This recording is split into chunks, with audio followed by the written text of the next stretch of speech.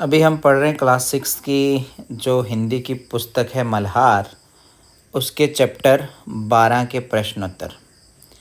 तो चलिए शुरू करते हैं चैप्टर 12, जिसका नाम है हिंद महासागर में छोटा सा हिंदुस्तान। जो हिंद महासागर है ना, उसमें छोटा सा हिंदुस्तान, उसके प्रश्नोत्तर करेंगे। सबसे पहला प्रश्न जो पाठ से ही आता है वो है, आइए अब हम इस पाठ को थोड़ा और निकटता से समझ लेते हैं। कैसे समझेंगे निकटता से, मतलब बहुत नज़दीक से कैसे समझेंगे, जब हम नीचे दी गई गतिविधियाँ करेंगे, ठीक है। और इस कार्य में आपकी सहायता गतिविधियाँ करेंगी। आइए इन गतिविधियों को पूरा करते हैं। जैसे पहली गतिविधि हर पाठ में होती है मेरी समझ से। इसका तो आपको पता ही है, जो भी सही है उसके सामने आपने क्या लगाना है, स्टार लगा देना है। कैसे स्टार, ऐसे स्टार लगा देना है। जो प्रश्न है वह हिरण समूह में क्यों खड़े थे, समूह में क्यों खड़े थे, है ना। जो भी इसके 4 ऑप्शन हैं यहाँ नीचे में दिए हुए हैं, उसमें से एक आपको चुनना है, फिर आपने बताना भी है कि आपने ये क्यों चुना। जैसे मैंने चुना है भागने पर उन्हें सिंह के आक्रमण का डर था। अगर वो भाग जाते तो शेर उनको खा जाता है, इसलिए उन्हें भागने पर सिंह का डर था, है ना। अब ये क्यों था ये हम आगे बताएंगे, इसको डिस्क्राइब भी करेंगे। अब दूसरा है मॉरिशस छोटे पैमाने पर भारतवर्ष ही है। मॉरिशस एक कंट्री का नाम है, मतलब एक छोटे लेवल पर वो इंडिया ही है। ये कैसे, तो यहाँ पर भी हमें 4 ऑप्शन हैं और मैंने जो चुना है वो ये है कि भारत की बहुत सी विशेषताएं वहाँ दिखाई देती हैं, इसलिए उसको छोटा भारत कहा जाता है। अब इसका और भी कारण है जो हम चर्चा करेंगे। देखो यहाँ लिखा है ना, अपने मित्रों के साथ चर्चा कीजिए, कारण भी बताइए कि आपने ये उत्तर ही क्यों चुने। तो ये आप खुद डिस्कस कर लो, ठीक है। अगर मैं डिस्कस करने लग जाऊँगा ना, वीडियो काफ़ी बड़ी हो जाएगी, ठीक। अब चलते हैं, शुरू करते हैं पंक्तियों पर चर्चा। पंक्तियों पर चर्चा कैसे होगी, पाठ में से चुनकर कुछ पंक्तियाँ यहाँ नीचे दी गई हैं, तो इन्हें ध्यान से आपने पढ़ना है और इन पर विचार करना है। आपको इनका क्या समझ में आया, अपने विचार अपने समूह में साझा भी करने हैं और अपनी लेखन पुस्तिका में भी लिखने हैं। तो आप चाहें तो वीडियो को ना इस तरह से बहुत सारा मैक्सिमम जूम कर सकते हैं, उससे आपको बड़ा बड़ा दिखने लग जाएगा, आपकी इच्छा है, क्योंकि ये वीडियो HD है, आप इसको अच्छे से देख सकते हैं। तो पंक्तियाँ क्या हैं, ये पंक्तियाँ जैसे भारत में बैठे बैठे हम ये नहीं समझ पाते कि भारतीय संस्कृति कितनी प्राणवती और चिरायु है। प्राणवती मतलब प्राण वाली, और चिरायु मतलब बहुत लंबी आयु वाली है। किंतु मॉरिशस जाकर हम अपनी संस्कृति की प्राणवत्ता का ज्ञान आसानी से प्राप्त कर लेते हैं, ठीक है। इसका हम उत्तर ये दे सकते हैं कि कुशल नाविक, नाविक कौन होता है, नौका चलाने वाला, ठीक है, शिप चलाने वाला। जो कुशल होता है मतलब स्किल्ड होता है, जिसको नौका चलाने आती है, उसको बोलते हैं कुशल नाविक। प्रतिकूल परिस्थितियों में ही पहचाना जाता है। धारा की दिशा में तो साधारण नाविक भी नाव की संचालन कर लेता है, ठीक इसी प्रकार से भारत में रहते हुए भारतीय संस्कृति का अनुपालन करना आसान है। भारत में रहते हुए भारतीय संस्कृति का अनुपालन करना आसान है। यहाँ इसके लिए उपयुक्त वातावरण उपलब्ध है, अतः यहाँ अपनी संस्कृति के प्रति निष्ठा बनाए रखना सहज है, मतलब आसान है। इंडिया में जो हम अपना कल्चर है ना, आराम से यहाँ पर हमें सब मिल जाता है तो उसको चला लेते हैं, लेकिन दूसरी कंट्रियों में नहीं मिलता ना। किंतु मॉरिशस जैसे दूरस्थ देश में अपनी संस्कृति को अक्षुण्ण रखना आसान नहीं था। वहाँ भारतीय मान्यताओं पर प्रहार निरंतर किया जा रहा था। प्रलोभन, प्रलोभन मतलब लालच भी दिए जा रहे थे। ऐसे में भारतीय संस्कृति के प्रति भारतीयों का समर्पण सराहनीय था। ये इन पंक्तियों का हम अर्थ बता रहे हैं। कुछ और भी है, जैसे भारतीयों को अपनी सांस्कृतिक विशेषताओं के सामने सारे प्रलोभन तुच्छ नज़र आते थे। तुच्छ मतलब छोटे।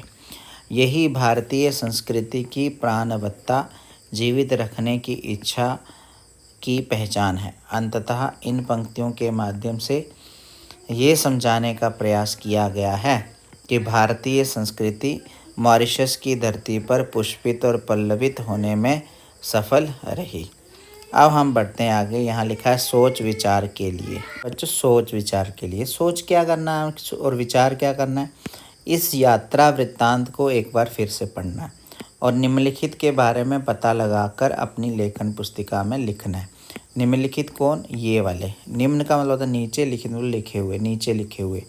क्या लिखा है नीचे? तो लिखा है नैरोबी का नेशनल पार्क चिड़ियाघर नहीं है। नेशनल पार्क और चिड़ियाघर में क्या अंतर है?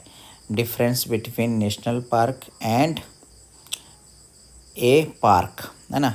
नेशनल पार्क वह स्थान होता है जहाँ पशु पक्षियों को रहने और विचरण करने के लिए प्राकृतिक स्थान उपलब्ध होता है, जबकि चिड़ियाघर में पशु पक्षियों के रहने के लिए कृत्रिम मतलब आर्टिफिशियल आवास बनाए गए होते हैं। आवास मतलब रहने के लिए जगह बनाए गए होते हैं।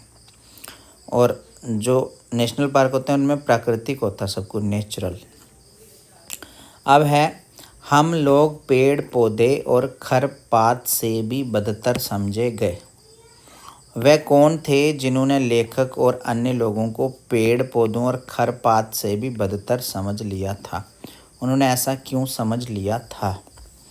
तो उत्तर हम दे सकते हैं कि नैरोबी नेशनल पार्क के सिंघू ने लेखक और उसके पर्यटक साथियों को, सिंघू ने, शेरू ने, है ना, ठीक है, लेखक और उसके पर्यटक होते हैं टूरिस्ट फ्रेंड्स को पेड़ पौधे और खरपात से भी बदतर समझ लिया था। खरपात क्या होता है? जो अनवांटेड ग्रास उग जाता है ना, उसको बोलते हैं खरपात। मानव जाति के प्रति उनकी उपेक्षा का भाव स्वाभाविक भी था। हम मानव प्रतिक्षण अपने आनंद के लिए उनकी सरहद और शांति दोनों को भंग करते हैं, मतलब डिस्टर्ब, भंग मतलब डिस्टर्ब, जबकि पेड़ पौधे और खरपात उनकी दिनचर्या को सुखद बनाते हैं। अब लिखा है मॉरिशस की असली ताकत भारतीय लोग ही हैं। पाठ में इस बात के समर्थन में कौन सा तर्क मतलब एग्जाम्पल दिया गया है? तो उत्तर ये है कि जीवन की 3 मूलभूत आवश्यकताएं होती हैं। ज़िंदगी जीने के लिए 3 चीज़ें, क्या? रोटी, कपड़ा और मकान। इन तीनों के लिए अर्थ की आवश्यकता पड़ती है। अर्थ होता है पैसा, रुपीज़। अर्थ कृषि, व्यापार, उद्योग आदि से ही अर्जित किया जा सकता है और ये पैसा मिलता है हमें फार्मिंग से, बिजनेस से, है ना, और मेहनत से।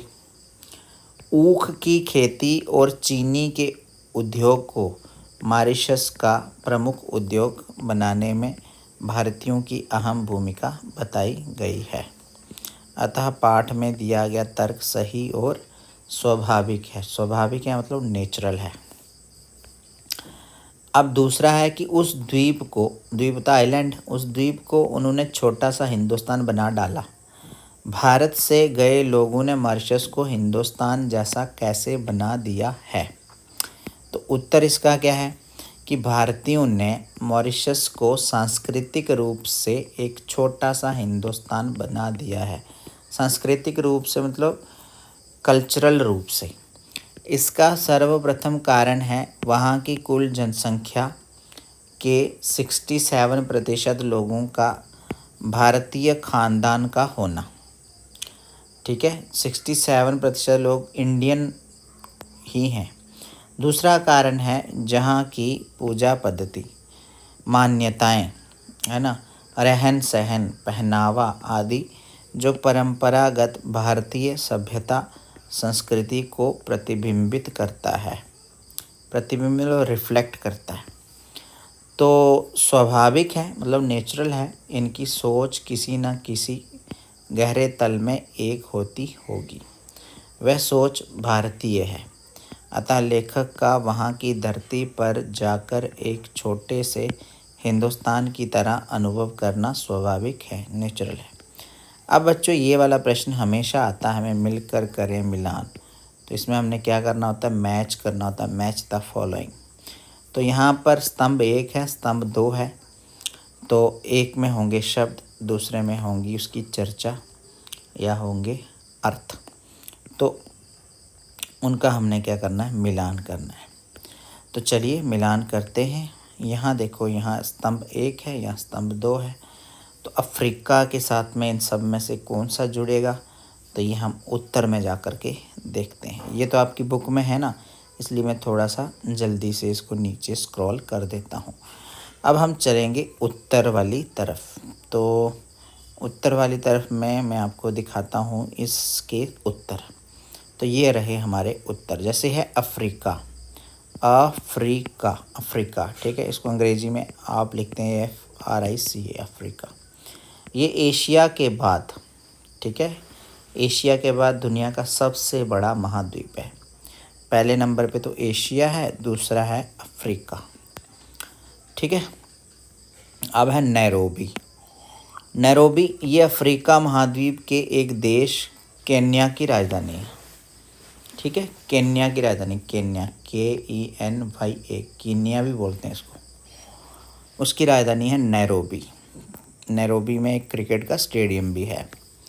अब वैसे ही है रक्त और चाप। रक्तचाप एक ही शब्द है, रक्तचाप, इसको ब्लड प्रेशर कहते हैं।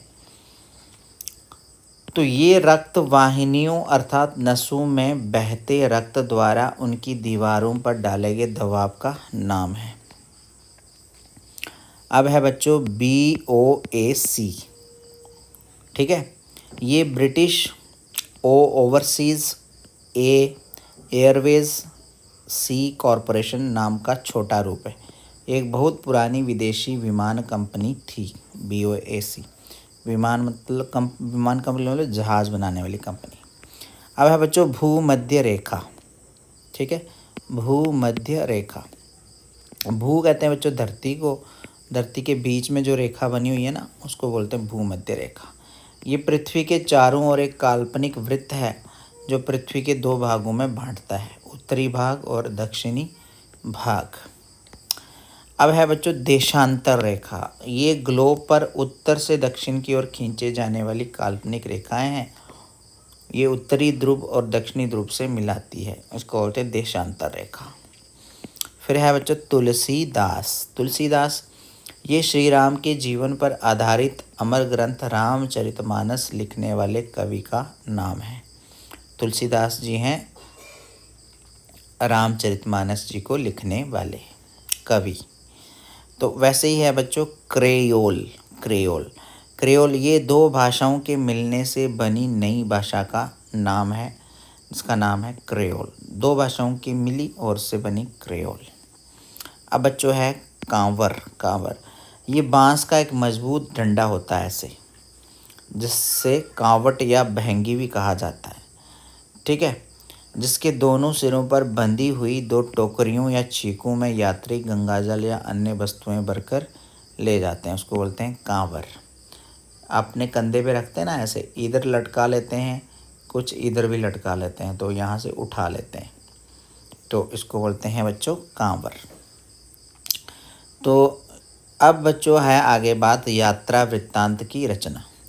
यात्रा जिसको आप बोलते हैं टूर बोलते हैं ना, तो वृत्तांत हो जाएगा क्या बोलेंगे हम वृत्तांत को बोलेंगे जो आपने यात्रा के दौरान किया, जो बातें आपके साथ यात्रा में हुई। जैसे आप सुबह घर से निकले, 9 बजे आपको ट्रेन मिली, फिर 9:30 बजे आप वहाँ पहुँचे, फिर 10 बजे आप वहाँ आपने ये किया, वहाँ आपको वो मिला, तो वो सारा क्या हो गया, वृत्तांत हो गया, ठीक है। और जिसको आप लाइव मतलब फेस करते हैं, उसको वृत्तांत कहते हैं। तो उसकी रचना, हाउ टू क्रिएट, है ना। तो इतने में कोई मील भर की, देखो लिखा है, इतने में कोई मील भर की दूरी पर हिरणों का एक झुंड दिखाई पड़ा। अब 2 जवान सिंह उठे और 2 और को चल दिए।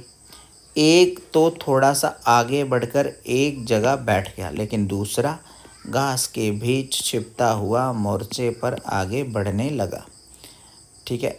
इन वाक्यों को पढ़कर ऐसा लगता है मानो हम लेखक की आंखों से स्वयं वह दृश्य देख रहे हैं, मानो हम स्वयं भी उस स्थान की यात्रा कर रहे हैं जहाँ का वर्णन लेखक ने किया है। ये इस यात्रा वृत्तांत की एक महत्वपूर्ण विशेषता है।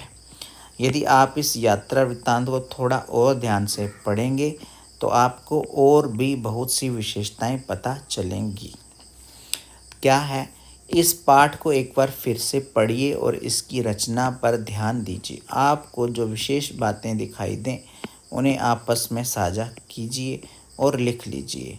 जैसे लेखक ने बताया है कि वह एक स्थान से दूसरे स्थान तक कैसे और कब पहुंचा। तो इस पाठ की ये उत्तर के रूप में हम कह सकते हैं कि इस पाठ की कुछ प्रमुख रचनात्मक विशेषताएं इस प्रकार हैं।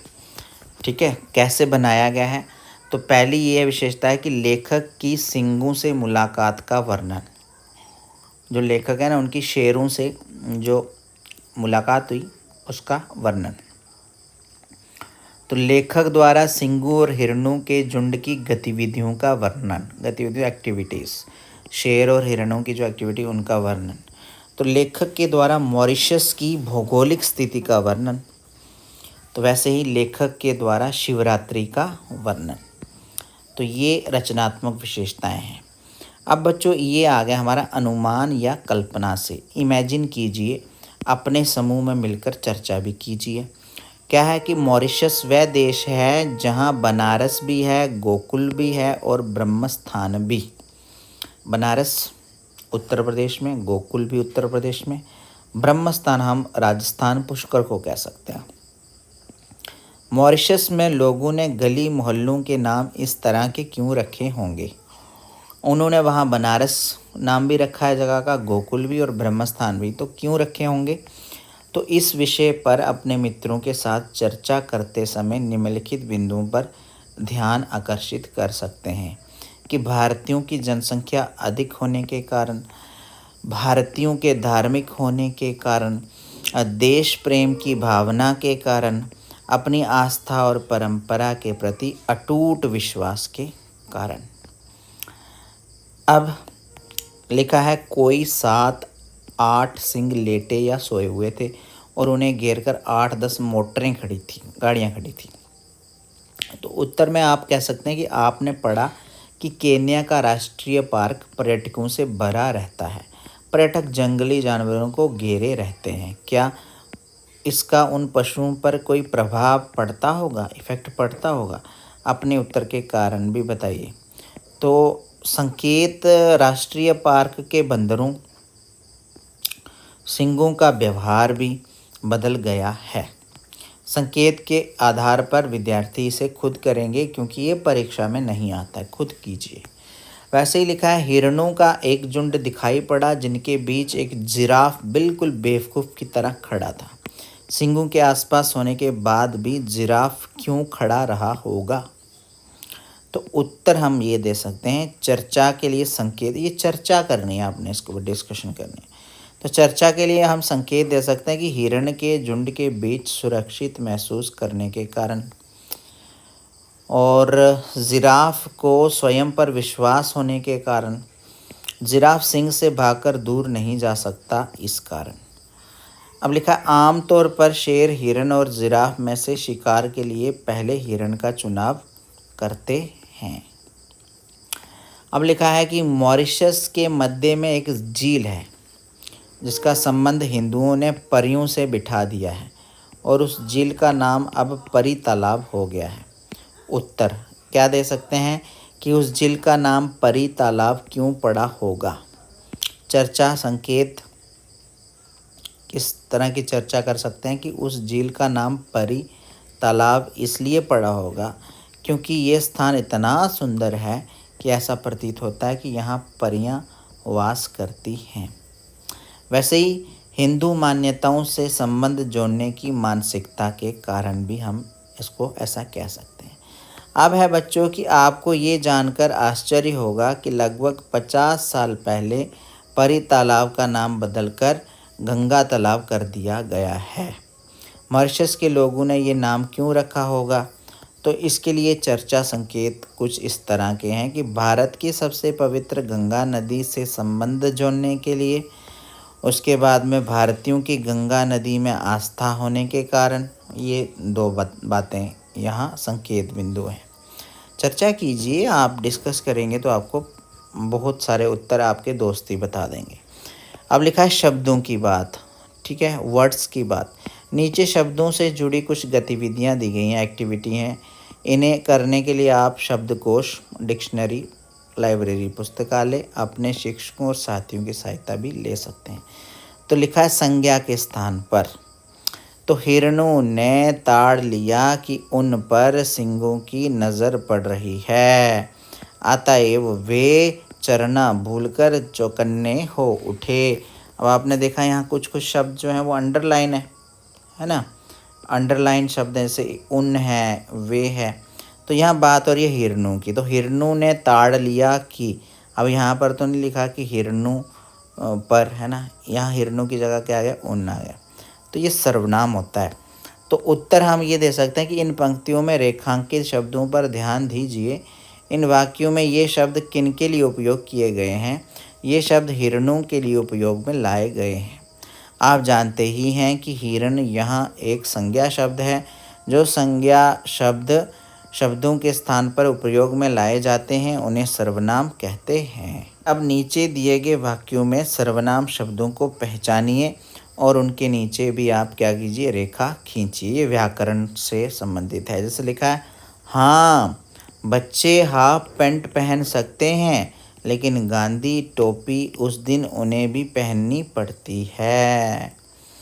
तो वैसे ही लिखा है, भारतीयों ने अत्याचार तो सहे, लेकिन प्रलोभनों को ठुकरा दिया।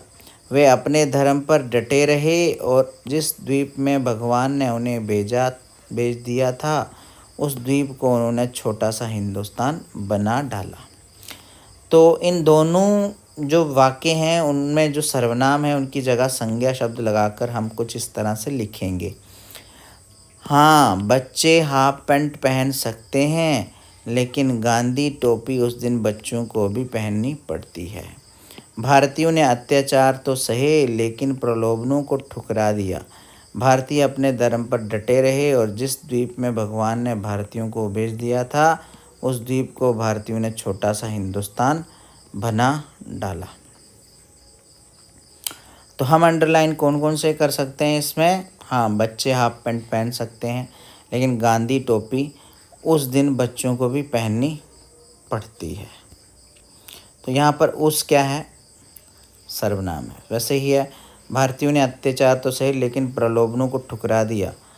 भारतीय अपने, ये भी सर्वनाम है, धर्म पर डटे रहे, और जिस, ये भी सर्वनाम है, द्वीप में भगवान ने भारतीयों को भेज दिया था, उस, ये भी एक सर्वनाम है। तो भारतीयों ने ऐसे छोटा सा हिंदुस्तान बना दिया था। अब बच्चों पहचान पाठ के आधार पर आपने इस यात्रा वृत्तांत में 3 देशों के नाम पढ़े हैं, एक भारत, एक केन्या और एक मॉरिशस। पुस्तकालय या कक्षा में उपलब्ध मानचित्र पर भारत को तो आप सरलता से पहचान ही लेंगे। पाठ में दी गई जानकारी के आधार पर बाकी दोनों देशों को भी आपने क्या करना है, पहचानना है, केन्या और मॉरिशस को। यह आपके लिए एक एक्टिविटी है। अब आपने क्या करना है, इसमें पुस्तकालय में अगर मानचित्र मिलता है, आपको ग्लोब मिलता है, तो उसमें जा कर के आपने ये देखना है। यही आपकी एक एक्टिविटी है। तो यहाँ है पाठ से आगे आपकी बात, वहाँ जो कुछ देखा वह जन्म भर कभी नहीं भूलेगा। क्या आपने कभी ऐसा कुछ देखा है या सुना है जो आपको या पढ़ा है जिसके बारे में आपको लगता है कि आप उसे कभी नहीं भूल सकेंगे? उसके बारे में अपने समूह में आपने बताना है। अच्छे से बताइए। अब बढ़ते हैं आगे बच्चों, इसको आप खुद करिए। लिखा है, हमें अफ्रीका के शेरों से मुलाकात कर लेनी चाहिए। बच्चों मुलाकात शब्द का अर्थ है मिलना, लेकिन यहाँ मुलाकात शब्द का भाव है शेरों को पास से देखना।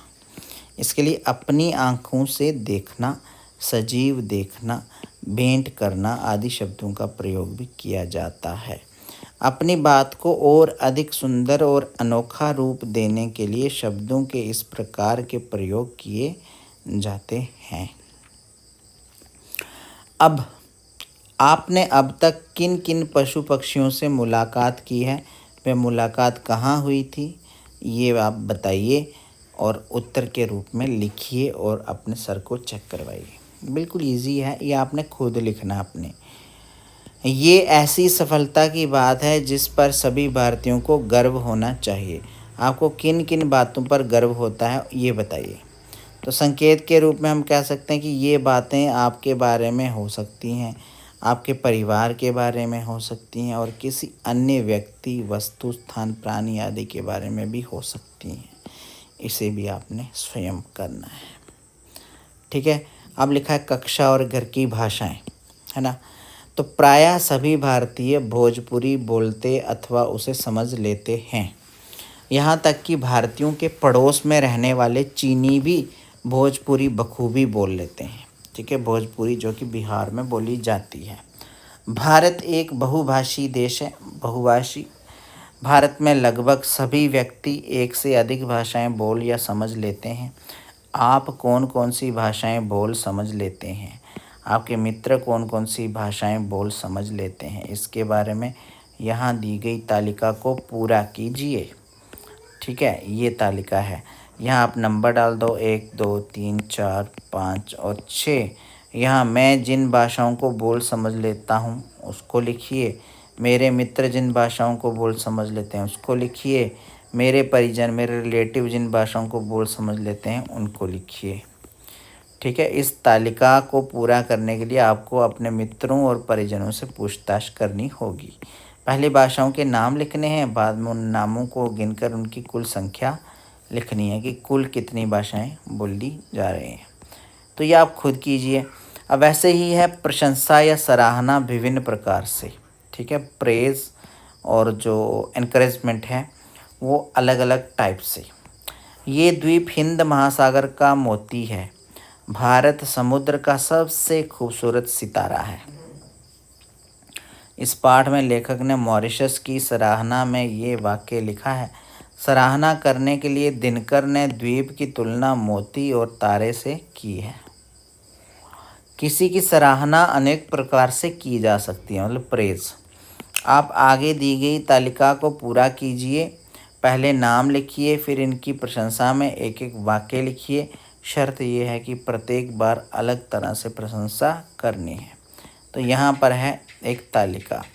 तो आप स्वयं यहाँ नाम लिखिए, अपने बारे में क्या प्रशंसा या सराहना करते हैं उसकी वाक्य लिखिए। रिश्तेदार का नाम लिखिए, उसकी क्या प्रशंसा और क्या सराहना करते हैं उसके लिए वाक्य लिखिए।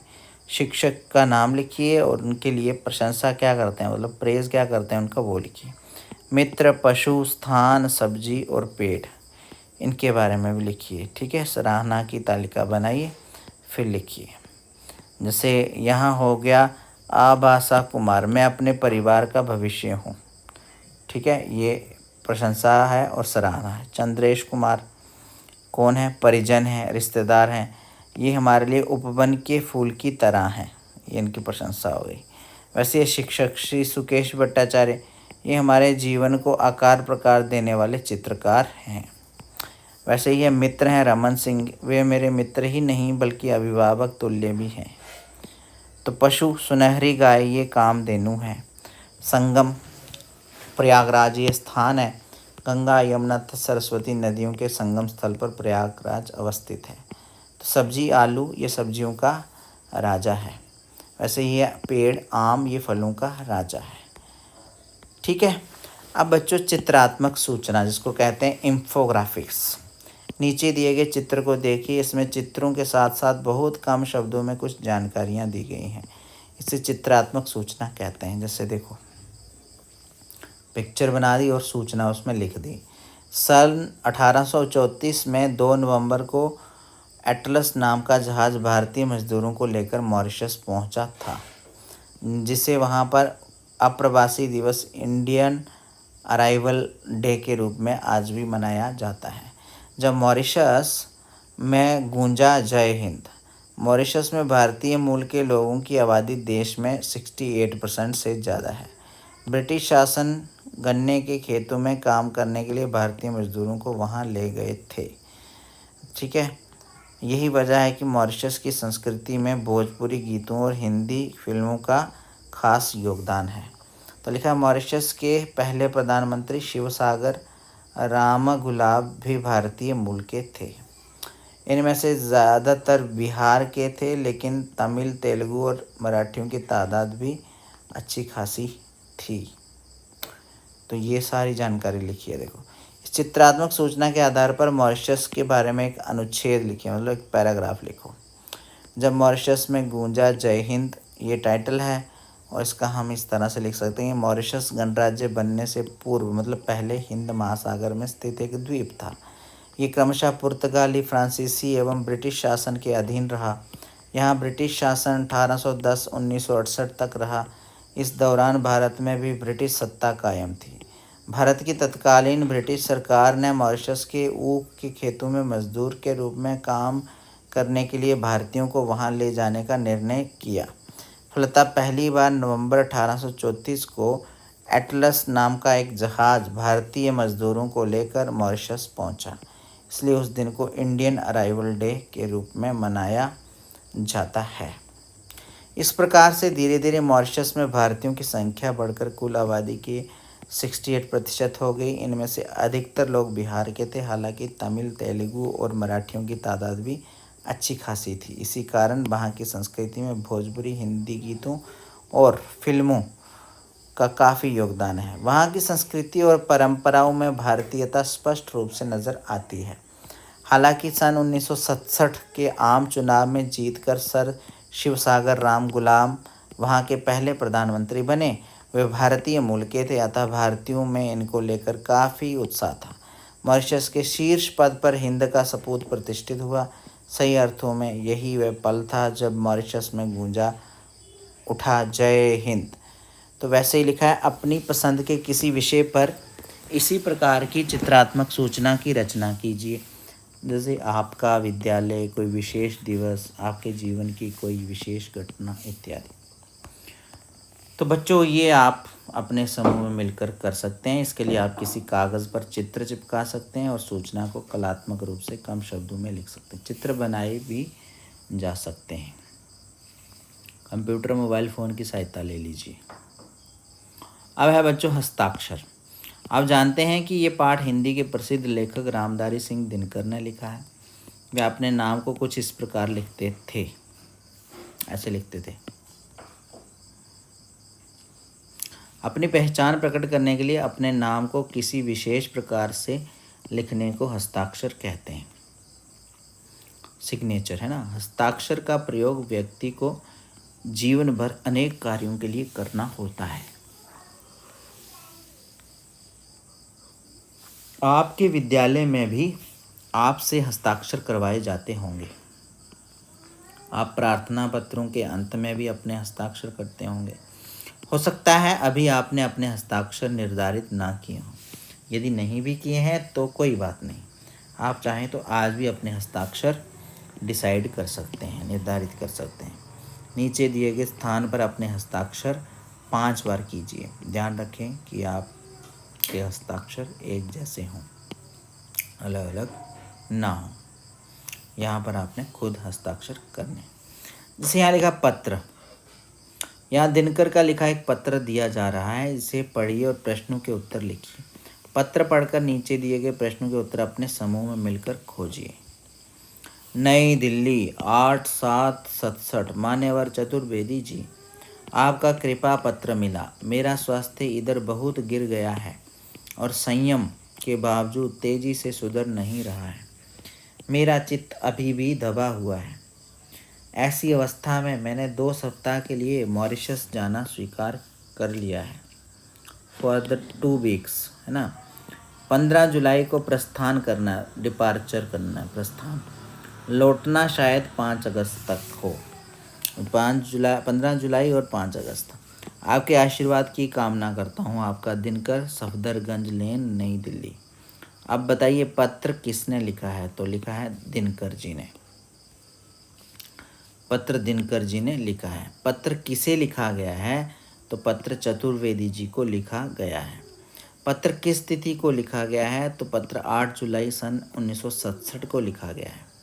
पत्र किस स्थान से लिखा गया है? तो पत्र सफदरजंग लेन, नई दिल्ली से लिखा गया है। पत्र पाने वाले के नाम से पहले किस शब्द का प्रयोग किया गया है? तो हम उत्तर दे सकते हैं कि पत्र पाने वाले के नाम से पहले मान्यवर शब्द का प्रयोग किया गया है। कौन सा शब्द है? मान्यवर। तो पत्र लेखक ने अपने नाम से पहले अपने लिए क्या शब्द लिखा है? तो पत्र लेखक ने अपने नाम से पहले अपने लिए आपका शब्द लिखा है। तो उलझन सुलझाओ। जहाज नैरोबी से 4 बजे शाम को उड़ा और 5 घंटों की निरंतर उड़ान के बाद जब वह मॉरिशस पहुंचा तब वहां रात के लगभग 10 बज रहे थे। ठीक है, जहाँ नैरोबी से शाम 4 बजे उड़ा तो उसे 5 घंटों की उड़ान के बाद रात 9 बजे मॉरिशस पहुंचना चाहिए था, लेकिन वह पहुंचा लगभग 10 बजे। बताओ क्यों? तो आप इसका कारण पता करने के लिए अपने शिक्षकों या इंटरनेट की सहायता ले सकते हैं।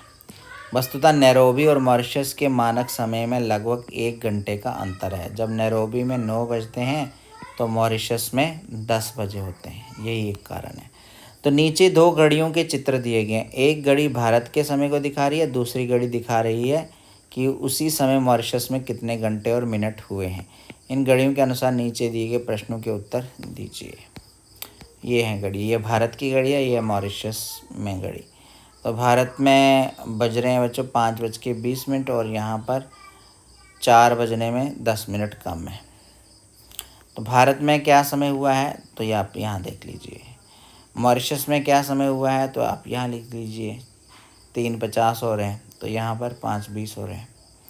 मॉरिशस और भारत के समय में कितने घंटे और मिनट का अंतर है? ये बताइए। सूर्योदय भारत में पहले होगा या मॉरिशस में? जिस समय भारत में दोपहर के 12 बजे होंगे उस समय मॉरिशस की घड़ियाँ कितना समय दिखा रही होंगी? तो भारत की घड़ी में 5:20 हुए हैं, मॉरिशस की घड़ी में 3:50 हुए हैं। मॉरिशस और भारत के समय में 1 घंटा 30 मिनट का डिफरेंस है। भारत में पहले सूर्योदय होगा 10:30। ठीक है, अंतिम क्वेश्चन था ना, जिस समय भारत में दोपहर के 12 बजे होंगे उस समय मॉरिशस की घड़ियाँ कितना समय दिखा रही होंगी? तो 10:30 दिखा रही होंगी। आज की पहेली। आज हम आपके लिए एक अनोखी पहेली लाए हैं। यहाँ एक वाक्य दिया गया है, आपको पता करना है कि इसका अर्थ क्या है। येला मालत येला गोलश। संकेत है का खा। ठीक है, तो मेरा भारत मेरा गौरव। तो खोजबीन के लिए नीचे दी गई रचनाओं को पुस्तक में दिए गए QR कोड की सहायता से पढ़ें, देखें वहाँ समझें।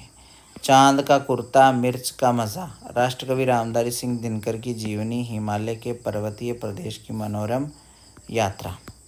उत्तर छात्र छात्राएं QR कोड की सहायता से इसे स्वयं करेंगे। तो इसके बाद बच्चों ये चैप्टर 12 हमारा हो गया ख़त्म। तो चैप्टर 13 लेकर के आएंगे हम अगली वीडियो में। अभी तक इतना ही रखते हैं। आप इस वीडियो को धीरे धीरे स्लो मोशन पे रख करके भी आप प्रश्नों के जवाब अपनी कॉपी पे लिख के दिखाइए अपने सर को, ताकि आप अच्छे मार्क्स ला पाएँ। चैप्टर 13 लेके आएंगे पेट की बात नेक्स्ट वीडियो में। तब तक के लिए आप सभी को बाय बाय।